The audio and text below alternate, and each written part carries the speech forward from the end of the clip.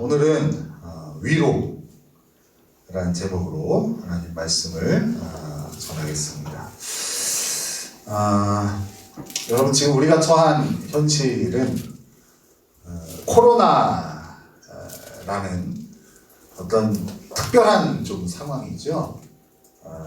제가 이제 살아온 세월 동안 한 번도 경험해보지 못한, 또 저보다 좀 인생을 사신 분들도 사실은 아마 이런 코로나의 상황을, 비슷한 상황을 맛보시지 못하셨을 거라 생각이 듭니다.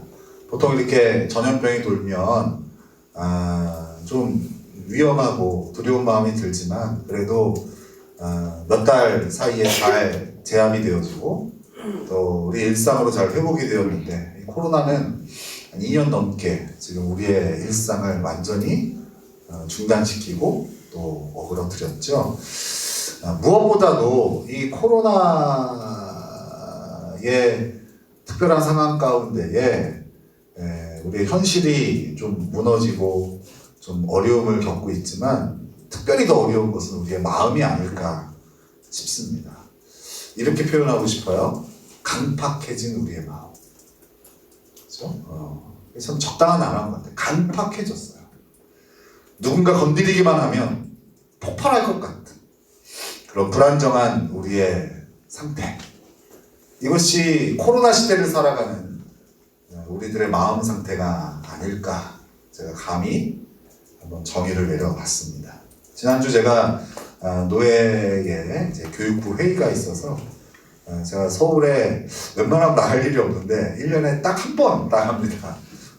그 교육부 회의 있을 때 나갔는데, 거기 이제 한 목사님께서, 그 목사님 사모님이 어린이집 교감이시더라고요. 유치원 교감.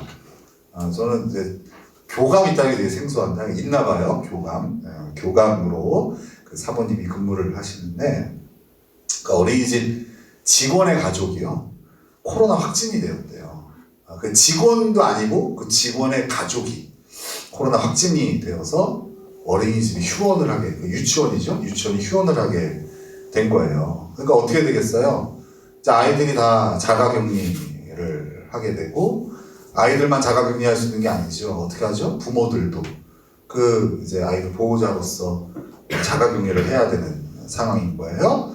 그러니까 어떻습니까? 요새는 다 모두가 일하지 않으면 먹고 살기 힘든 시절이니까 여러 가지 어려운 거예요. 직장의 부분도 걸리고, 또 이제 온종일 아이를 또 책임져야 되는 육아도 지금까지는 나라가 이렇게 좀 감당을 해서 짐을 져줬는데, 이제 그것도 이제 부모의 몫으로 다 돌아가니까 많이 어려웠던 거예요. 그러니까 이제 어린이 그 유치원 안에 코로나 확진자를 향한 원만이 시작하는 거예요. 이제 뭐 지금이야 이런 어떤 동선들도 이렇게 좀 보도되지 않고 하지만, 그래도 사람 사는 동네가 다 좁아서 다 알잖아요. 누가 확진되었는지. 알다 보니까 이제 그런 거에 대해서 막 조사를 시작하는 겁니다. 왜 삼촌이 집에 왔냐? 또 집에서 왜 마스크를 착용하지 않았냐? 여러분, 집에서 마스크 착용하십니까?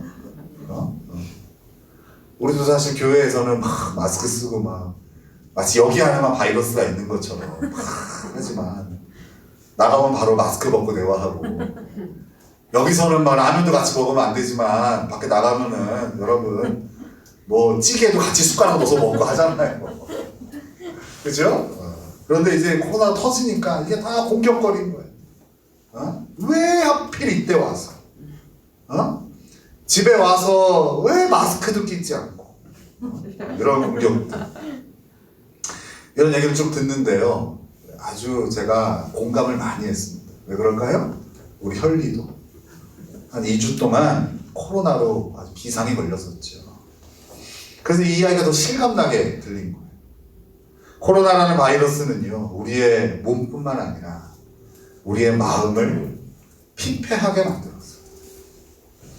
아무도 일부러 이 코로나 바이러스에 감염된 사람이 없잖아요. 예전에 제가 이제 중고등학교 다닐 때 애들이 얼마나 학교 가기 싫습니까? 그죠? 학교 가기 싫으니까 누군가 학교에 눈병만 걸렸다 그러면 걔한테 옮으려고 그렇게 애를 썼어요. 나 한 번만 눈 좀 비벼줘 해가지고 눈 시퍼렇게 돼갖고 조퇴하고 학교 안 오고 이게 막 어린 마음에 근데 여러분 뭐 눈병이야 우리의 목숨을 앗아가지는 않으니까 근데 자기 목숨이 달린 일인데 누가 코로나 바이러스에 일부러 걸리고 싶은 사람이 누가 있겠어요? 그렇죠? 그런데도 우리는 어느새 감염자를 가해자로 여기고 감염되지 않은 자들을 그 가해자로 인해 피해를 입은 피해자로 여기고 있는 거예요. 모두가 예민해져 있고 그로 인해 모두가 지쳐 있는 거예요.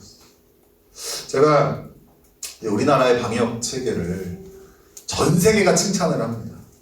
그죠? 근데 명이 있으면 암도 있어요. 우리나라는 이제 이런 통제를 통하여 코로나를 제압을 해야 되는 상황 가운데 발빠르게 움직였어요. 그러다 보니까 이런 이제 코로나 감염자들의 동선을 공개하면서 처음에 어떻게 됐냐면 그 코로나 감염된 자들을 사회가 사실은 보호해주고 위로해주는 게 아니라 손가락질하고 정죄하는 문화가 생겨버렸어요. 그죠? 이게 암이죠, 사실. 그죠? 명의야 전 세계 가운데서 가장 통제가 잘 되는 나라. 코로나 상황을 잘 대처한 나라. 전 세계 경제가 코로나로 인하여 다 마이너스인데 우리나라만 플러스가 된 나라. 하지만 한편으로는 우리의 삶은 더 피폐해졌죠.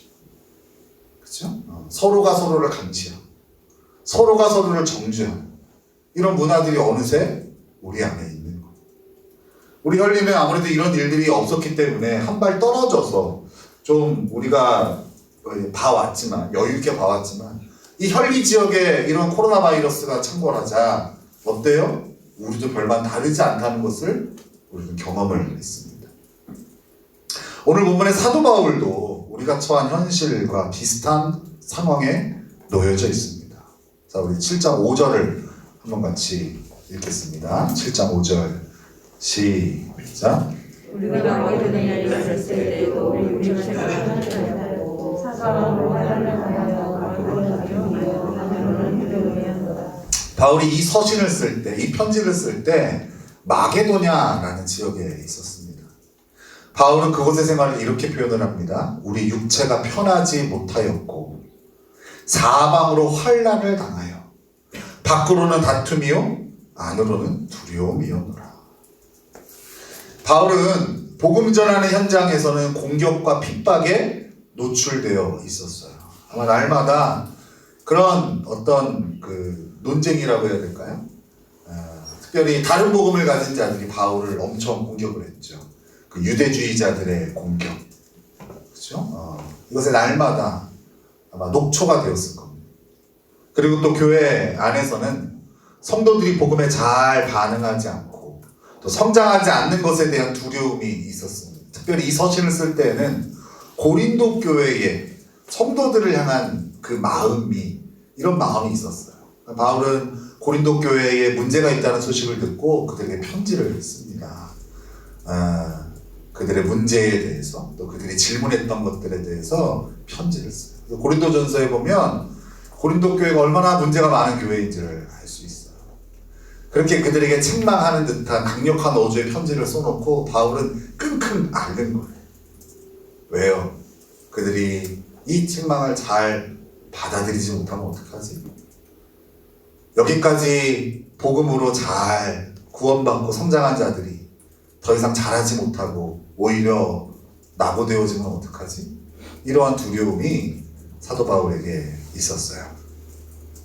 바울이 처한 현실과 우리가 처한 현실의 상황은 물론 다르죠. 그죠? 2000년 전의 바울과 지금 우리의 상황의 내용은 다릅니다. 하지만 그 현실 가운데 느끼는 감정은 비슷한 겁니다.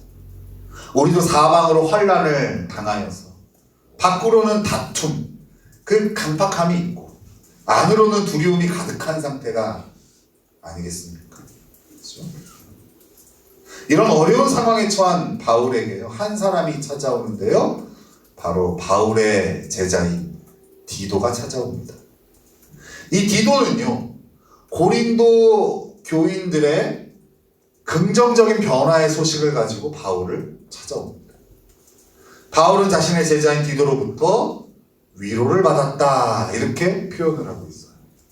그리고 바울에게 위로를 준 디도는 고린도 교회 성도들로부터 위로를 받았다라고 표현을 하고 있는 거예요. 그래 여기서 좀 관계 설정을 잘해야 되는데 바울은 디도에게 복음을 전해서 영적으로 난 영적 자녀죠.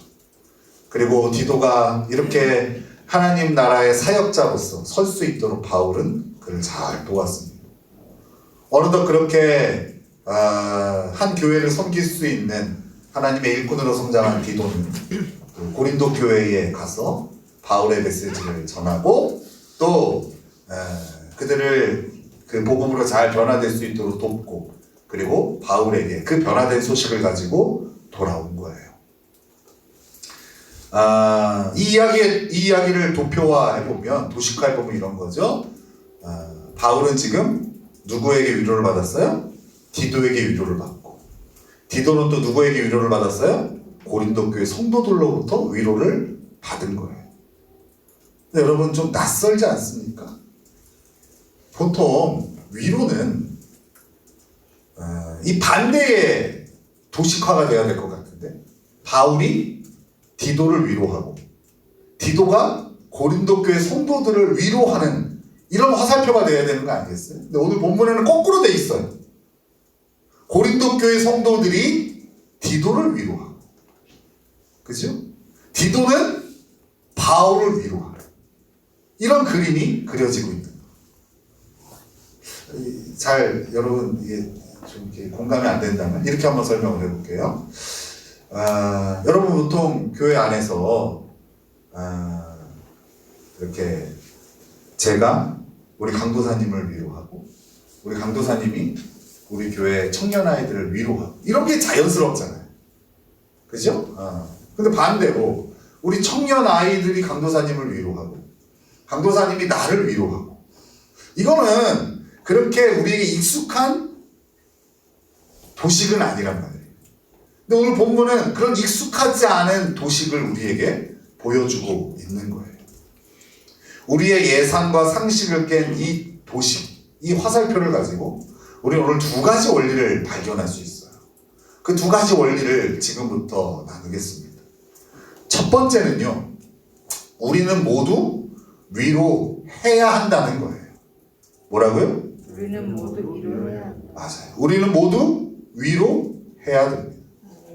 신앙생활을 시작할 때 우리는 거친 세상에서 받은 상처와 아픔을 위로받기를 원합니다. 그죠? 위로 받으려고 교회 오죠. 그리고 지금도 그 위로받기 원하는 마음은 유효합니다. 오늘도 여러분 이 자리에 예배에 오실 때에 어떤 마음으로 오셨어요? 위로 받고자 왔어요. 그죠? 이런 분들도 있지 않을까요? 우리 목사님 얼굴만 봐도 위로가 돼. 이게 조롱조롱 웃지 마시고.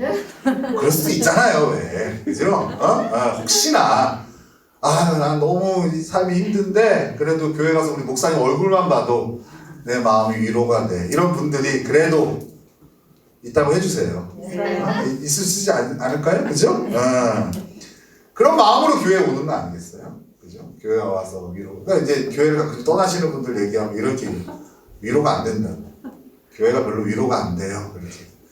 그러니까 모두가 다 위로받고자 신앙생활 시작하고 위로받고자 교회에 오는 겁니다. 그러나 우리는 바울이 디도에게 위로를 받고 이 디도는 고린도 교회 성도들로부터 위로를 받는 모습을 보면서 이런 우리의 고정관념을 깨야 됩니다. 하나님은 우리 모두를 위로하는 자로 세우셨어요. 뭘로 세우셨다고요? 위로하는 자로 세우셨어요. 좀 더 실감나게 말하자면 하나님은 우리를 이 땅의 위로자로 부르셨다는 거. 뭘로 부르셨다고요? 위로자. 이 땅의 위로자로 부르셨어요. 따라해보겠습니다.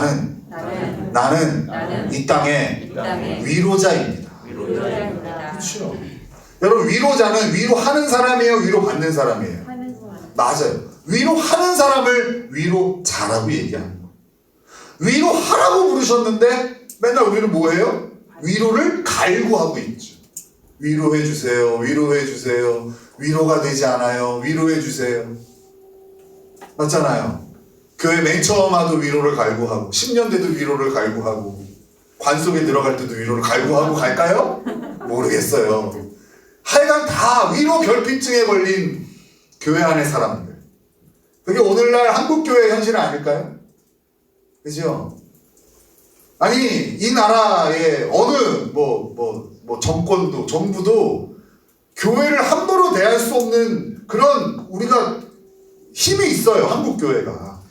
그죠? 그런데 능력은 없어요. 왜 그럴까? 다 위로 받기만을 바라는 위로 결핍자들로 가득 찼기 때문이 아닐까요? 하나님이 이 땅을 위로하라고 우리를 부르셨는데 거기에는 관심이 전혀 없고 맨날 위로 받는 것에만 관심인 문제가 있는 거죠. 지난주에 우리 교회 청년 하나에게 제가 식사를 대접받았어요. 그 청년이 저에게 밥을 사주면서 이렇게 말하더라고요. 섬기고자 할 때 믿는 자를 예외로 두지 말고 오히려 더 열심히 섬겨야 된다고 목사님 제가 어제 성경 공부 때 배웠습니다. 그러더라고요. 그래서 우리 강도사님이 정말 아이들을 잘 양육하고 있구나 하고 기뻤습니다. 돈가스가 맛있어서 기쁜 것보다 우리 강도사님이 우리 아이들을 잘 양육하고 있다는 그것이 더 기뻤어요. 맨날 자기는 얕자고 연약하기 때문에 위로를 받아야 돼. 이런 위로 중독자에 빠진 청년을 만들어내는 게 아니라 그럴 수 있거든요. 사실 교회는 이런 사람들을 잘 양산해내요. 사실. 왜요? 한 사람이 소중하거든. 그렇잖아요. 여러분 뭐 직장이나 이런 데는요 돈을 통해서 이 사람을 붙들어 놓잖아요. 이 직장에 사명감을 가지고 좋아서 온 사람 누가 있겠어요. 다 돈으로 붙들어 놓는 거지. 그러니까 가기 싫어 그러면서도 가잖아요. 근데 교회는 어때요? 그런 게 없어요. 그냥 가고 싶으면 가는 거예요. 그러니까 어때요? 한 영혼이 또 귀하니까 그냥 애지중지 뭐가 불편하세요? 뭐가 마음이 상하세요? 제가 위로를 줄게요. 이러다 보니까 다 어때요? 위로받는 게 당연하게 되어지는 거예요. 그잖아요. 우리 교회 아이들도 마찬가지예요. 교회만 오면은 밥 사주고 교회만 오면 뭐 해주고 그냥 와서 몸만 오면 다 해줘요. 그 어때요? 그 당연한 줄 알아요. 그런 게 위로 중독자예요. 그러다 한 번 안 해주면 서운해해요. 그죠? 그렇게 해서 50명, 100명, 200명, 500명 저는 그런 교회는 못 있을 것 같아요. 어떻게 다 위로해 줍니까? 어떻게 다 퍼줍니까? 못하죠. 다행히 우리 강도사님이 우리 아이들을 이런 위로 중독자로 만드는 게 아니라 하나님께서 나를 위로자로 부르셨다는 것을 제대로 가르치고 있는 거죠. 하나님의 위로자로 부름받은 것을 깨달은 건강한 그리스도인으로 우리 청년들이 성장하고 있다는 것을 지난주에 제가 봤어요. 혹시 자신이 위로하기보다 위로받아야 된다고 생각하시는 분들이 오늘도 이 자리에 있으실까요? 여러분이 위로받아야 할 수많은 이유들이 있을 겁니다. 분명히 있을 겁니다. 지금 남들보다 더 어려운 상황에 놓였다던가 아니면 정말 낙심되는 어떤 상황을 만났다던가 그렇죠? 여러 가지 위로를 받아야 될 이유들은 수십 가지 있을 거예요. 그리고 그 이유는 대부분 그럴듯할 겁니다. 그러나 여러분 하나님은 여러분을 위로자로 부르셨다는 것을 잊으면 안 됩니다. 뭘로 부르셨다고요? 위로자로 부르셨어요.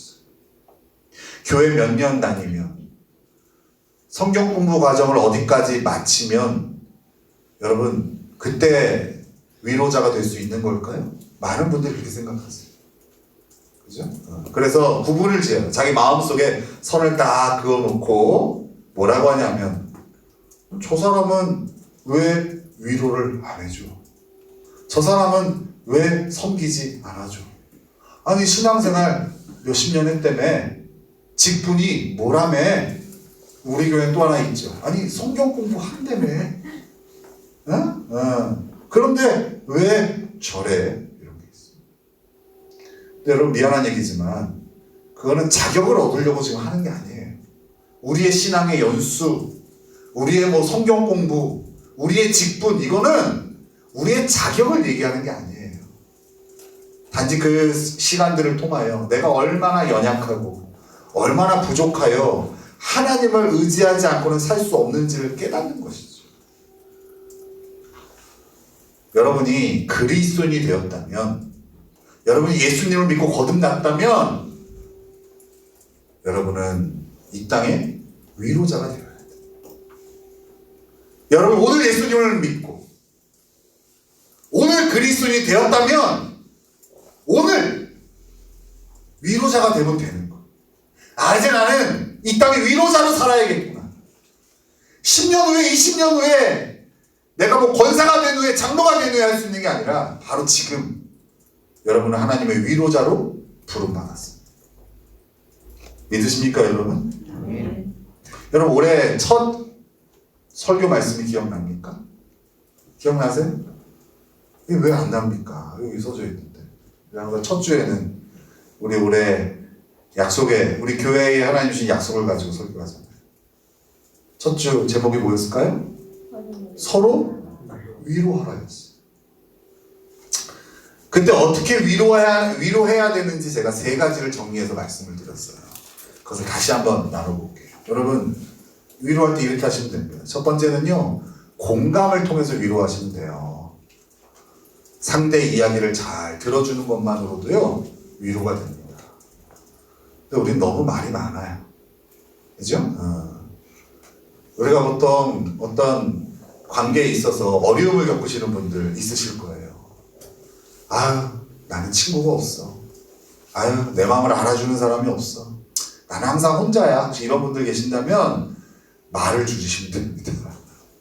입을 좀 줄이시고요. 귀를 여시면 많은 친구가 생깁니다.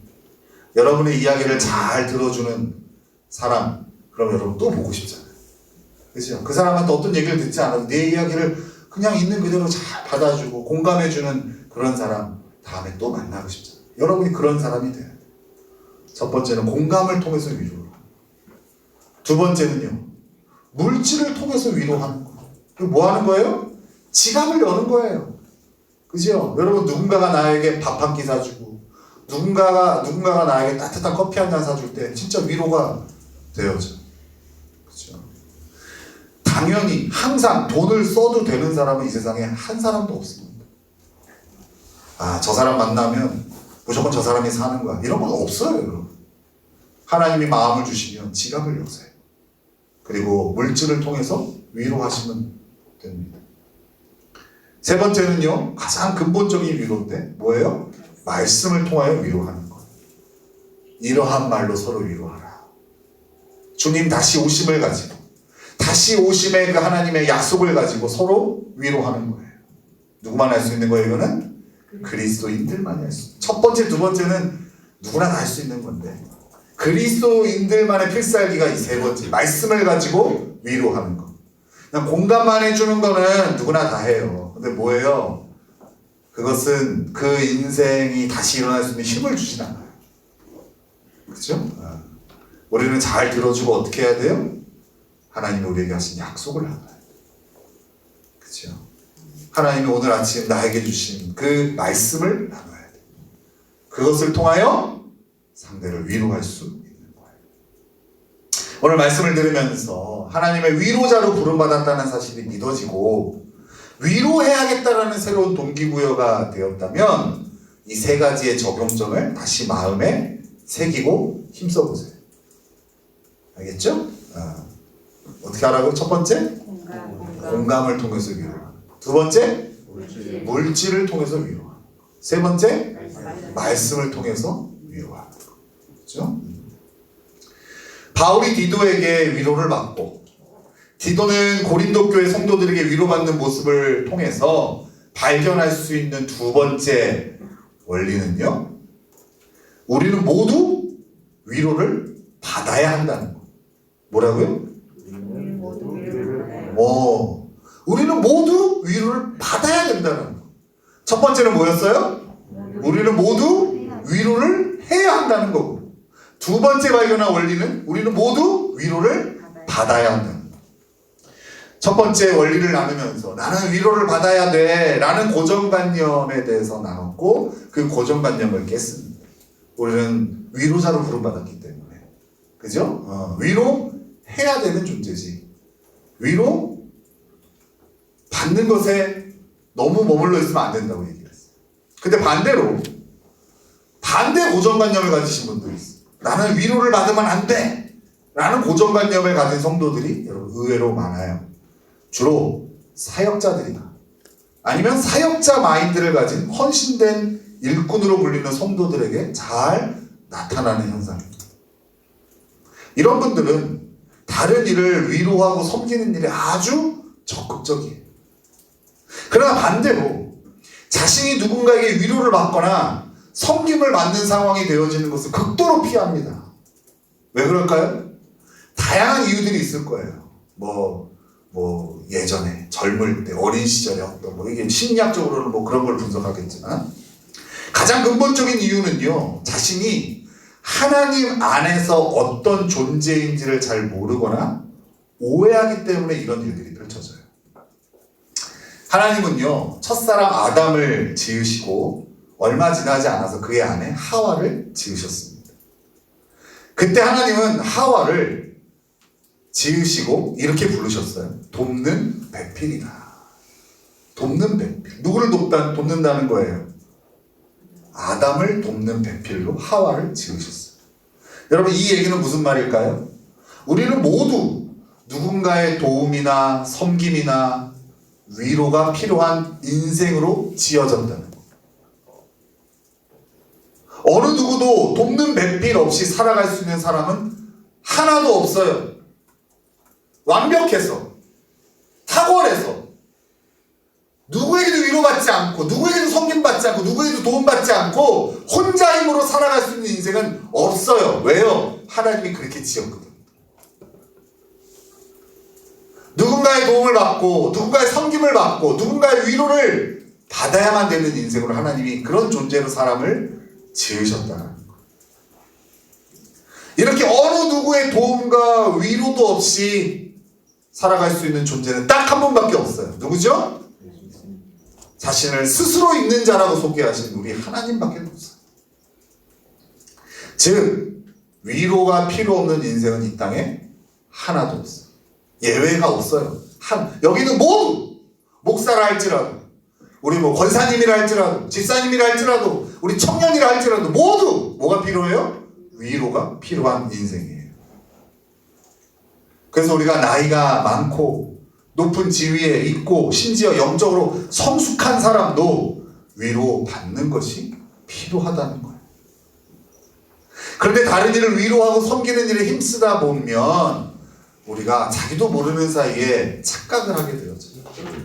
내가 마치 저 사람보다 좀 더 뛰어나고 저 사람보다 좀 더 많은 걸 가지고 저 사람보다 더 나은 존재라서 내가 저 사람을 위로하고 섬기고 있다라는 착각. 그렇죠? 어떤 과도한 책임감을 갖는 관계에서 이런 현상이 잘 나타납니다. 주로 누구한테 나타나겠어요? 집안의 가장. 그죠? 또 자녀를 키우는 부모. 이런 관계에서 주로 나타나요. 우리 부모님들 자식한테 짐이 되지 않는 게 목표잖아요. 여러분, 근데 사람 사는 과정 가운데에 물론 어느 때까지는 부모가 자식의 든든한 어떤 힘이 돼야 되지만 어느 순간이 되어지면 어떻게 돼요? 당연히 부모는 자식의 짐이 되어지는 거예요. 하나님이 그렇게 지으셨어요. 그렇죠? 근데 교회 안에도 이런 마음을 가지시는 분들이 있다. 그래서 자신이 위로받고 섬김받는 일이 불편하게 느껴집니다. 결국 이 불편함이 느껴지면 어떻게 되겠어요? 혼자만의 공간으로 가는 거. 그렇죠? 어떤 맹수인가요? 제가 정확히 지금 갑자기 생각났는데 동물의왕국 이런 데서 봤던 것 같은데 어떤 맹수는 죽을 때 코끼리인가요? 절대 다른 동물인데도 죽지 않는데 죽을 때가 본인이 알고 아무도 보지 않는 곳에서 혼자 죽는데 되게 비슷하지 않나요? 그죠? 위로는 주고 섬기고 하는데 정작 위로받고 섬김받는 것은 너무 불편해서 그게 싫어서 혼자만의 공간으로 가서 그곳에서 모든 걸 해결하고 다 해결되어지면 나오는 거예요. 그게 바른 걸까요? 그것이 바로 하나님이 우리를 어떻게 지으셨는지를 모르니까, 하나님 안에서 내가 어떤 존재로 지어졌는지를 오해하니까, 나에게 돕는 배필이 필요하다는 것을 모르니까 펼쳐지는 일인 거예요. 이런 분들이 오늘 꼭 봐야 되는 장면이 바로 오늘 본문에서 누가 위로를 받고 있느냐는 거예요. 바울이 디도를 위로하고 디도가 고린도 교회 성도들을 위로해야 할 것 같은데, 오히려 거꾸로 바울은 디도에게 위로를 받고 디도는 고린도 교회 성도들에게 위로를 받고 있는 거예요. 여러분, 위로가 필요 없는 인생은 하나도 없습니다. 그래서 하나님은 교회 공동체를 주신 거예요. 왜요? 위로 받으라고. 위로 받아야 할 모두에 여러분도 포함되어 있다는 것을 기억해야 돼요. 여기 말씀을 전하는 저도 위로 받아야 될 존재에 포함되어 있는 거예요.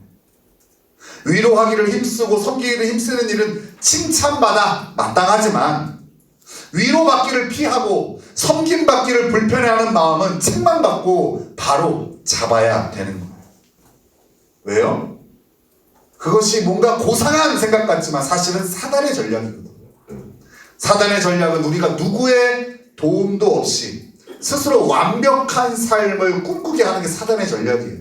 에덴 동산에서부터 지금까지 사단은 이 전략으로 우리에게 접근해요. 그렇잖아요. 아담은 그렇게 하나님을 의지하며 살 수밖에 없는 존재로 지어졌고, 또 하나님을 의지하는 존재로 살 수 있게끔 하나님이 돕는 배필을 주셔서 그 돕는 배필의 도움을 받아 그렇게 서로 의지하며 살 수밖에 없도록 지어졌는데, 사단이 와서 뭐라고 그래요? 야, 너 하나님처럼 될 수 있어. 그게 뭐예요? 너 누구의 도움을 받지 않고 하나님을 의지하지 않고도 너 멋지게 살 수 있어. 지금도 사단은 그것으로 우리에게 접근해. 누구에게? 헌신된 일꾼들. 그렇죠? 우리는 그거에 잘 넘어져요. 왜요? 거기에 잘못된 것들을 발견하기가 어렵기 때문에. 고상하잖아요. 그래서 사단이 진짜 뿔을 달고 와서 야, 악을 행해라, 욕해라, 저 사람 괴롭혀라. 그럼 우리가 넘어가겠습니까? 안 넘어가죠. 하나님 와서 이러는 거죠. 절대 넘어지면 안 돼. 넌 절대 위로받으면 안 돼. 넌 누군가의 절대 도움도 받으면 안 돼. 너 얼마나 멋있는 사람인데. 이럴 때 어떻게 해요? 우리 거기 넘어가는 거예요. 아, 맞아. 그렇지. 내가 이렇게 약한 모습 보이면 안 되지. 그렇죠?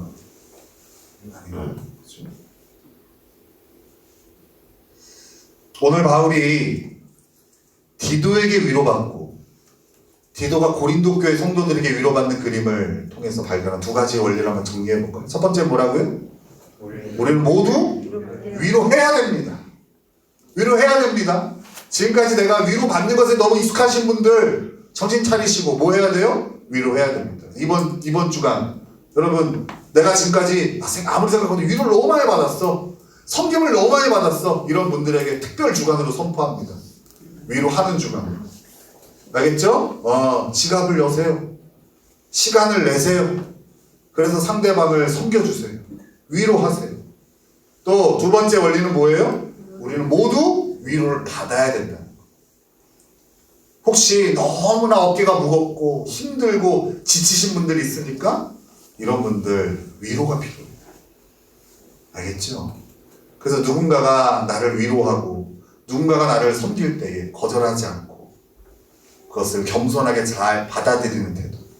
여러분, 이런 분들은 이것을 힘쓰셔야 됩니다. 이제 그리스도인인 우리는 코로나로 인해 강박해진 이 세상 가운데에 우리가 무엇을 해야 할지를 깨닫게 되었어요. 뭐 해야 돼요? 열심히 위로해야 되고 또 위로도 받아야 돼요. 근데 오늘 발견한 두 가지 원리들을 힘써 살아갈 때 우리가 잘못하면 또 잘못된 오류에 빠질 가능성이 또 있어요. 그래서 이 두 가지 힘쓰고 살아갈 때 절대 잊지 말아야 될 한 가지의 팁을 제가 소개하겠습니다. 그것은 바로 진정한 위로자가 우리 하나님이시라는 사실이에요. 진정한 위로자가 누구라고요? 우리 하나님이라는 사실. 자, 우리 6절을 같이 읽겠습니다. 6절 시작. 그러나 낙심한 자들을 위로하신 하나님이 기도 마음으로 우리를 위로하셨으니. 네, 보세요. 지금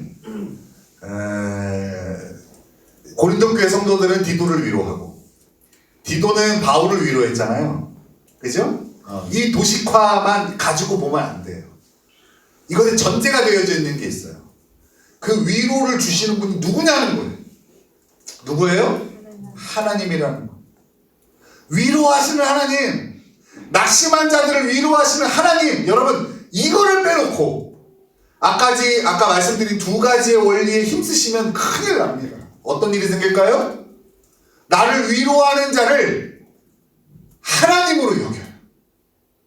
그래서 그 사람만을 의지하고, 그죠? 우리가 힘들고 공부할 때 우리 주님을 만나야 위로가 되지. 아까 얘기한 거죠. 우리 교회는 그래서 제가 잘 가르치고 있는 거예요. 저를 보고는 별로 위로가 안 되잖아요. 우리 주님만 바라보고 위로가 되는 거니까. 그죠? 웃으라고 하니까. 진정한 위로자는 사람이 아니에요. 사람은 절대 진정한을 붙일 수가 없어요. 위로의 근본이 아니에요. 사람은 원천이 아니라고요. 진정한 위로자는 하나님이시고, 단지 하나님은 사람을, 우리를 위로의 도구로 사용하실 분입니다. 예를 들어서 우리 이용호 집사님이 지금 낙심에 빠졌어요. 그죠? 근데 우리 하나님께서 우리 이용호 집사를 위로하고 싶어요. 근데 우리 이용호 집사님이요, 보이지 않는 하나님을 볼 실력이 없어요. 예를 드는 겁니다. 그죠? 그러면 어떻게 하겠어요? 하나님이 우리 임수연 집사를 도구로 투입을 탁 하는 거예요. 그죠? 탁 투입을 했어. 이렇게 말하게 하시는 거죠. 뭘 그거 하고 그래? 이렇게 하실까? 물론 그렇게도 위로를 하시기도 하겠죠. 맨날 그 위로 중독자에 맞은 사람 이게 필요해요. 일어나, 뭐 그거 하고 그래. 제가 잘 쓰는 전법인데.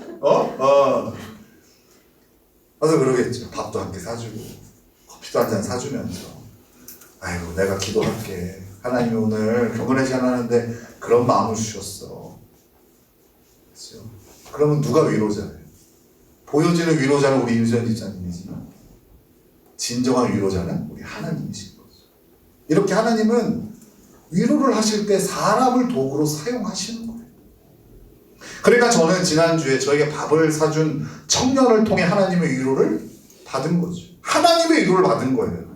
누구를 통하여? 그 청년을 통해. 하나님이 그 청년을 도구로 써주신 거예요. 반대로 말하자면 하나님은 연약한 저를 사용하셔서 우리 성도들을 위로하시는 거예요. 혹시 여러분이 저를 통해서 위로를 받으시고 섬김을 받으시더라도 보이지 않는 하나님이 담임 목사를 통하여 나를 위로하고 계신다는 것을 볼 수 있어야 된다고. 진정한 위로자가 하나님이시라는 이 진리를 놓치면 아까 얘기했듯이 우리는 결국 나를 위로하는 사람을 하나님으로 모시고 다른 이를 위로하는 나 자신을 하나님으로 여기는, 우리 그럴 때가 많아요. 내가 이 사람을 돕고 섬겨서 이 사람이 회복되어지고 성장하잖아요? 그럼 나도 모르게 그런 마음, 내 지분이 생각나요. 내가 어떻게 했는데, 내가 어떻게 수고했는데, 내가 그를 위하여 어떻게 마음을 썼는데, 마치 내가 그를 진짜 위로해서 세워준 거죠. 내가 그를 진짜 섬겨서 채워준 거죠. 그죠? 이럴 때 하는 말이 있어요. 내가 너한테 그런 말도 못해? 너 어떻게 나한테 그럴 수 있어? 이런 말을 서슴없이 할 수 있는 거예요. 왜요? 진정한 위로자가 누구냐를 놓쳤기 때문에. 그죠? 그래서 여러분, 제가요, 그런 배신감을 느낄 때가 굉장히 많아요. 진짜로. 예를 들어서 한 친구한테 지난주에 밥도 사주고 시간도 해서 한참 교제하면서 마음을 다 풀어줬는데 여전히 그 마음이 회복되지 않으면 마음에 그런 마음이 있어요. 어이씨, 내가 어떻게 했는데 이 마음이 한참 있어요. 그건 뭐예요? 내가 하나님인 거죠. 아, 진정한 위로자가 하나님이구나. 이걸 놓치면 이렇게 사람이 그 자리를 다 차지합니다. 여러분 보세요. 얼마나 사단이 교묘하게 우리를 넘어뜨리려고 하는지. 그러니까 어떻게 항상 깨어 있어야 돼요. 그렇죠? 사단은 우는 사자와 같이 삼킬 자를 두루 찾아 헤매는 거예요. 그죠? 아, 저 사람은 괜찮을 거야. 그렇죠? 사단이 도사리고 있어. 아주 교묘한 자리에서, 선을 행하는 자리에서, 누군가를 섬기고 위로하는 자리에 사단이 아주 그냥 또아리를 틀고 어떻게 하면 넘어뜨릴 수 있을까를 고민합니다. 그죠? 그러니 여러분, 이거 잊지 않으면 돼요. 아, 우리 하나님이 진정한 위로자시. 나는 뭐예요? 도구구나. 도구구나. 그죠? 한 사람이 세워지는 데는 그렇게 하나님의 수많은 도구들을 통해서 세워지는 거. 그죠? 그러니 어때요? 그 도구로 사용되면 감사할 뿐인 거지. 내가 내 지분을 주장하고 요구할 일은 아닌 거죠. 위로를 잃어버린 우리가 얼마나 강팍한 마음을 가지고 지옥을 경험하는지 우리는 지금 코로나를 통해서 경험하고 있어요. 그죠? 아휴, 그 어린 아이들을 데리고 집안에서 밖에 나가지도 못하고 씨름하는 우리 애기 엄마들을 보면서 참 그런 마음이 들어요. 아휴, 참 얼마나 힘들까, 얼마나 어려울까. 그 경험해보지 않은 사람이 어떻게 헤아릴 수 있겠습니까? 그렇죠? 그래서 더 힘든 건 뭐겠어요? 넉넉한 마음은 어느새 사라지고 강팍함으로 가득 차. 나도 모르게 누군가를 원망하고 누군가에서 손가락질하고 나의 억울함을 너무 슬퍼하는 이런 것들에 또 우리의 마음이 무너지는 거 아니겠어요? 지옥이 별겁니까? 그게 지옥이지. 그죠? 그럼 우리에게 뭐가 필요해요? 위로가 필요합니다. 그냥 위로 말고 어떤 위로요? 하나님의 위로가 필요해요. 하나님은 사람을 통해 우리를 위로하시고 때로는 나를 통해 누군가를 위로하십니다. 우리를 이 세상의 빛과 소금으로 불러주신 하나님은요, 우리가 이 세상을 위로하기를 원하세요. 그러면서도 우리가 연약한 것을 아시기 때문에 하나님은 우리를 마음껏 위로하십니다. 위로하고 위로받고.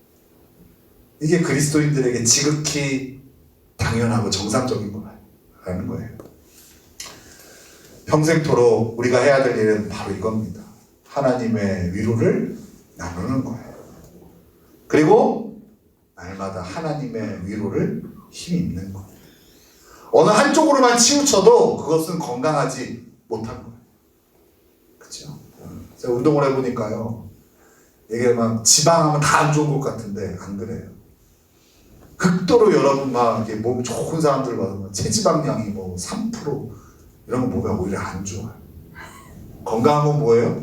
균형 잡힌 게 좋은 거. 근육량도 좋고 지방량도 적당. 물론 이제 적당이라는 거 막 내가 이렇게 이런 건 적당히가 아니죠. 적당히 그런 게 건강한 거지. 어느 한쪽으로 과하게 쏠리는 것은 건강하지 못한 거죠. 마찬가지예요. 위로를 많이 내가 하고 있다고 해서 건강한 게 아니에요. 위로 받는 것에 대해서 밸런스가 맞지 않다면 반드시 거기에는 자기 의가 들어갈 수밖에 없고 결국 자기가 하나님의 자리를 차지할 수밖에 없는 교만이 자리 잡을 수밖에 없어요. 또 과도하게 내가 위로 받는 것에만 힘을 쓴다면 이것도 건강하지 못한 거예요. 항상 연약한 채로 자기 자신에게 면죄부를 주며 누군가한테 섬김받고 도움받는 것을 마땅히 당연히 감사한 마음도 없이 항상 그 자리에 있게 되어지는 그런 정말 정상적이지 못한 그리스도인으로 살아갈 수밖에 없게 되는 거예요. 평생토록 우리는 그래서 위로받고 위로하는 것에 힘써야 돼요. 그럴 때 우리는 건강한 그리스도인으로 잘 성장을 합니다. 또 이 지옥과 같은 세상, 모두가 강박한 마음으로 힘들어하는 세상 가운데 하나님이 우리에게 맡기신 사명, 빛과 소금의 역할을 잘 감당할 수 있게 되는 거예요. 저는 우리 강북교회 성도들이 지금 여전히 코로나로 인하여 마음이 상한 여러 가지 그로 인해 펼쳐진 상황으로 인하여 각박해진 이 지역사회 가운데에 빛과 소금의 역할을 잘 감당하시길 예수님의 이름으로 축원합니다.